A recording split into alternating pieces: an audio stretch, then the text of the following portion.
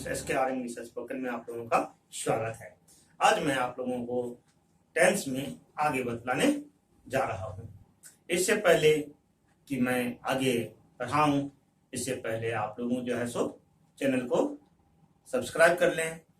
Like भले बाद में कर लीजिएगा, वीडियो अच्छा लगे तो पहले याद दिला दिए, क्योंकि आप लोग भूल जाया करते हैं। चलिए, तो क्या पढ़ना है हम लोगों को आज टेंस में? टेंस में पढ़ना है प्रेजेंट परफेक्ट टेंस। आज हम लोगों को कौन सा टेंस पढ़ना है? Present perfect. प्रेजेंट के बारे में जान ही चुके हैं और परफेक्ट के बारे में भी आप लोगों को बता ही चुके हैं। परफेक्ट क्या होता है कि यहां पर में काम क्या हो गया? परफेक्ट हो गया, यानी कि काम पूरा हो चुका। अब इस टेंस में मेनली होता क्या है सो समझे। काम इस टेंस में प्रेजेंट में नहीं हुआ रहता है, काम दरअसल पास्ट में हो चुका है।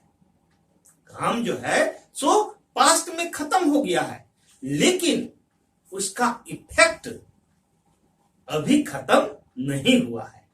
उसका इफेक्ट जो है सो अभी तक है, इसीलिए इसको जो है सो प्रेजेंट परफेक्ट कहते हैं।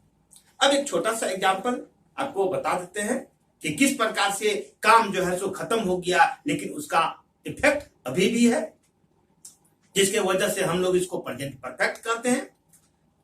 तो एक छोटा सा एग्जांपल लीजिए। जैसे किसी ने कहा कि सीता उदास है,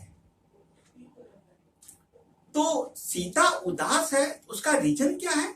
तो दूसरा जो उसका फ्रेंड था वो कहता है, मतलब कि वो पूछा कि सीता क्यों उदास है, तो दूसरा जो है सो उसका जो फ्रेंड था वो कहता है उसकी कलम खो चुकी है। अब देखिए, उसकी कलम खो चुकी है, तो कलम खोने का काम क्या हो गया? पहले ही हो गया, पास्ट में हो गया। अभी नहीं उसका पेन को चुराया जा रहा है, अभी उसका पेन जो है सो नहीं खो रहा है, पेन खो चुकी है। तो पेन तो भले उसका जो है सो खो चुका है, लेकिन उसका इफेक्ट अभी तक है कि उस पेन के खोने की वजह से सीता का चेहरा जो है सो मायूस है, सीता उदास बैठी है।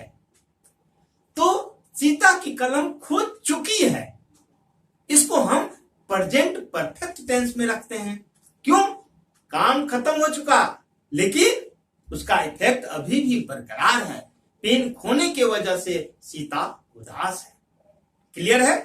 तो इस टेंस में हम किस प्रकार के सेंटेंस को रखते हैं? जो कि भूतकाल में खत्म हो चुका है, लेकिन उसका इफेक्ट अभी भी है, बना हुआ है, इसलिए इसको जो है सो प्रेजेंट परफेक्ट में रखते हैं। इस टेंस को पहचानने का सबसे आसान तरीका चुका है, चुकी है, चुके हैं, या नहीं तो या है, ई है, ये हैं आदि वाक्य में, हिंदी वाक्य में लगा हुआ रहता है। जैसे उसकी कलम खो चुकी है,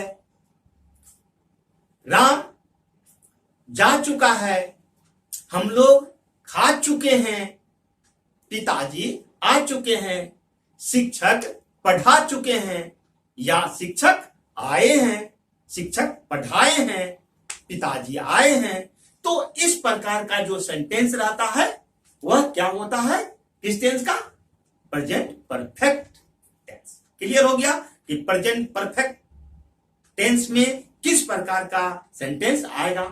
अब इसको हम लोग बनाने का स्ट्रक्चर, तो बनाने का स्ट्रक्चर क्या होगा? पहले सब्जेक्ट, फिर हैज हैव, उसके बाद यहां पर में V3 लगता है, वर्ब का थर्ड फॉर्म लगेगा। उसके बाद में ऑब्जेक्ट, कोई भी अदर वर्ड रहेगा तो लगेगा, नहीं है तो नहीं लगेगा। तो स्ट्रक्चर इसका ये हो गया। अब इसको बनाएंगे कैसे? स्ट्रक्चर आपको बता दिए, स्ट्रक्चर यहां लिखा हुआ भी है।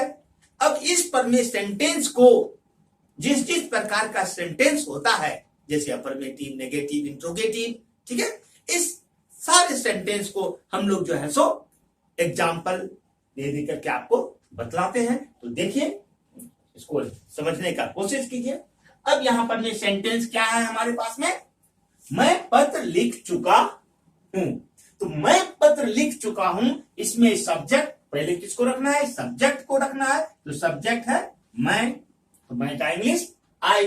उसके बाद में हैव में से कोई एक, तो हैज यहां पर में या हैव कौन लगेगा, आई के साथ में, वी के साथ में, यू के साथ में कौन लगता है, और थर्ड पर्सन प्लूरल सब्जेक्ट के साथ में हैव लगता है। बाकी सभी जगह पर, बाकी सभी नहीं, मतलब कि सिर्फ थर्ड पर्सन सिंगुलर नंबर का सब्जेक्ट अगर रहेगा तो वहां क्या लगेगा, हैज लगेगा। तो थर्ड पर्सन सिंगुलर नंबर का सब्जेक्ट रहेगा, वहां पर में हैज लगेगा, बाकी सभी जगह पर में हैव लगेगा। क्लियर है? चलिए, तो आई के साथ में हैव लगेगा, तो आई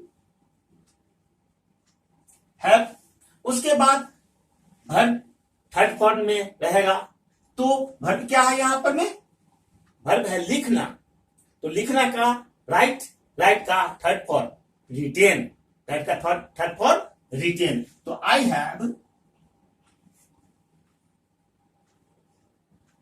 आई हैव रिटेन, और क्या चीज लिख चुके हैं, पत्र, लेटर।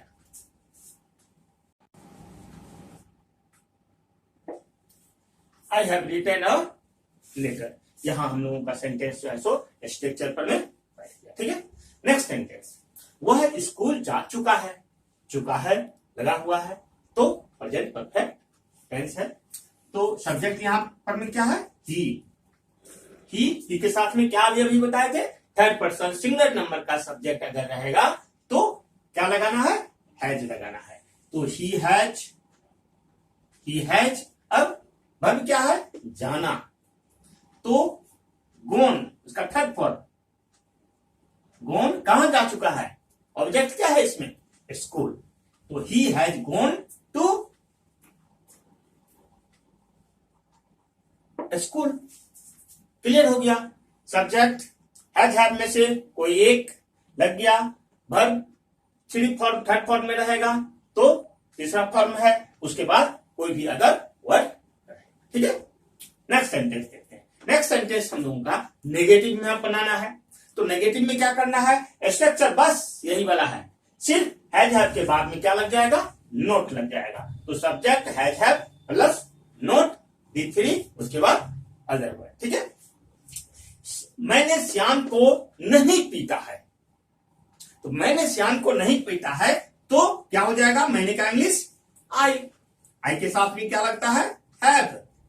आई हैव के साथ आगे क्या लगेगा, नोट, क्योंकि नेगेटिव सेंटेंस है। तो आई हैव नोट क्या किया है, वर्ब क्या है, बीट मीन्स पीटना, तो यहां उसका थर्ड फॉर्म बीटेन।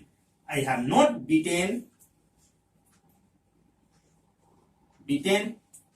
अब ऑब्जेक्ट यहां पर में कौन है, श्याम, तो I have not beaten Shyam. Complete हो गया। ये नेगेटिव सेंटेंस इस प्रकार से हम लोग बना लेते हैं। उसने ताजमहल नहीं देखा है, तो उसने का ही के साथ में क्या लगेगा, हैज लगेगा, तो he has not seen the Taj Mahal.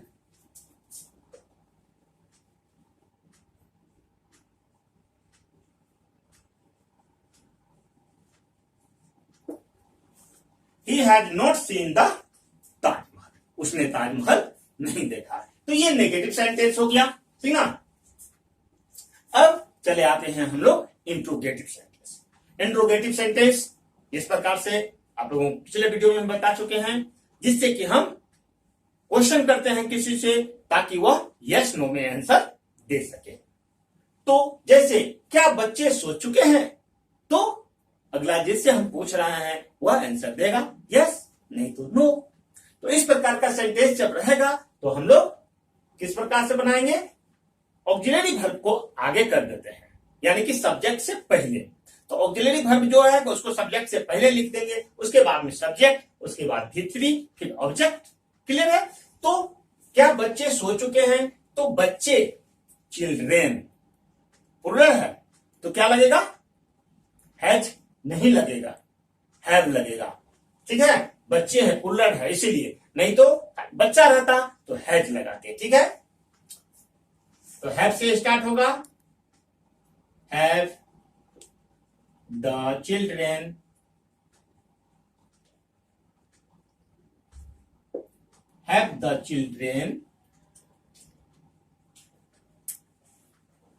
Select. ये क्वेश्चन इंट्रोगेटिव सेंटेंस है, इसलिए यहां पर में हम लोगों को क्वेश्चन मार्क लगाना होगा। ठीक ना, हैव द चिल्ड्रेन सेलेक्ट, यहां पर में हैव में से कोई एक लग गया, उसके बाद में सब्जेक्ट आ गया, ये सब्जेक्ट। ठीक ना, उसके बाद V3, उसके बाद कोई ऑब्जेक्ट रहता तो लगाते, इसमें नहीं है। ठीक है, नेक्स्ट, क्या वह अपना काम कर चुकी है? तो क्या वह अपना काम कर चुकी है, वह है सब्जेक्ट। क्या है? वह। तो वह जो सब्जेक्ट है तो क्या आएगा, वह के लिए थर्ड पर्सन सिंगुलर नंबर हुआ तो हैज से स्टार्ट होगा, हैज। उसके बाद subject has he V3 done his work. तो क्या हो गया, has he done his work, क्या वह अपना काम कर चुकी है यानी कि लड़की है। ठीक ना, तो ही नहीं, क्या सी, क्या हो जाएगा, हैज सी डन हिज, तब ही नहीं होगा, हर होगा। ठीक है, क्लियर है, has she done her work. अगर लड़का रहता कि क्या वह अपना काम कर चुका है, तब हम बनाते कि has he done her his work. ठीक है, तो लड़की है इसलिए हर लगेगा, यहां सी लगेगा। क्लियर है, चलिए आगे। अब नेक्स्ट डबल इंट्रोगेटिव, जैसा कि बताए, जिसमें हम क्वेश्चन करेंगे, उसका जवाब जो होगा यस नो में नहीं होगा, यानी कि उसमें रीजन बताना पड़ता है। ठीक है, तो वह कैसे स्टार्ट होता है, इस प्रकार का सेंटेंस जब रहेगा तो वह उसके मतलब कि इस प्रकार के सेंटेंस के शुरू में WH फैमिली का कोई वर्ड रहेगा। जैसे आपने क्या किया है, तो हम किसी से पूछते हैं आपने क्या किया है, तो वह यस नो में आंसर नहीं दे सकता है, उसको रीजन बताना पड़ेगा, या फिर उसने क्या किया है, यहां पर में उस चीज को बताना पड़ेगा कि वह क्या किया है। ठीक है, तो यहां पर में WH फैमिली का जो वर्ड रहेगा उसको फर्स्ट में रखेंगे। ठीक है, तो जैसे क्या, तो क्या का इंग्लिश फर्स्ट में रखना होगा। ठीक है, उसके बाद हैव सब्जेक्ट V3 वगैरह रहेगा। ठीक है, तो अब यहां पर में देखिए क्या, ये क्या, इस दोनों में अंतर क्या होता है, इस दोनों में यस नो का तो अंतर होता ही है कि यहां पर में जो है सो इंट्रोगेटिव में यस नो में जवाब मिलेगा, और इस प्रकार का डबल इंट्रोगेटिव में यस नो में हमको जवाब नहीं मिलता है। दूसरा अंतर क्या होता है, यहां पर में जब इसका हिंदी सेंटेंस रहता है तो क्या फर्स्ट में लगा हुआ रहता है। ठीक ना, और यहां डबल इंट्रोगेटिव में क्या या क्यों कैसे, है ना, ये सब बीच में रहता है, कहीं भी बीच में लगा हुआ रहेगा, फर्स्ट में नहीं रहेगा। ठीक है, दोनों में अंतर यही है। तो अब यहां है कि आपने क्या किया है, तो यहां से स्टार्ट होगा क्या, तो व्हाट, आपने, यू, आपने क्या इंग्लिश क्या होगा, यू, तो यू सेकंड पर्सन है, तो यहां पर में क्या लगेगा, आप लोगों को बता चुके हैं क्या, थर्ड पर्सन सिंगुलर नंबर का सब्जेक्ट अगर रहेगा तब सिर्फ हैज लगता है, नहीं तो बाकी सभी जगह पर हैव लगता है। तो यहां हैव लगाना है, यू है इसलिए व्हाट हैव, अब सब्जेक्ट आ गया यू डन, क्या हो गया sentence, what have you done, आपने क्या किया है। क्लियर है, चलिए नेक्स्ट देखते हैं, राम ने गाड़ी क्यों खरीदी है, राम ने गाड़ी क्यों खरीदी है, तो राम रीजन बताएगा कि राम ऑफिस जाने के लिए गाड़ी खरीदी, यस नो में आंसर नहीं दे सकता है, तो पहले हमको क्यों का इंग्लिश लिखना पड़ेगा। ठीक है, तो क्या करेंगे, यहां वाई, अब राम है, सब्जेक्ट क्या है राम, तो राम के साथ में हैज लगेगा। क्लियर है, तो वाई हैज, अब लिखेंगे Ram, Why has Ram bought B3 bought a car?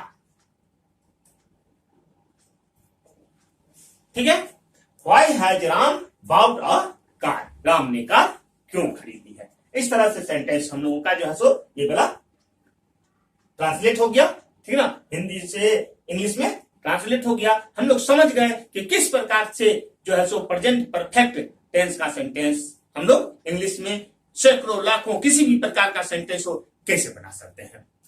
अभी भी अगर आप लोग चैनल को सब्सक्राइब नहीं किए हैं तो चैनल को सब्सक्राइब कर लीजिए, लाइक कर लीजिए, शेयर कर लीजिए।